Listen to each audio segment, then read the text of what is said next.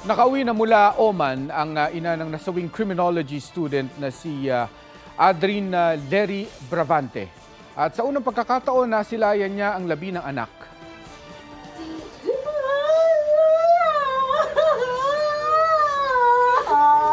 Hindi lubos maisip ni Cheryl Bravante kung paano tinapos ng hazing ang buhay at pangarap ng anak.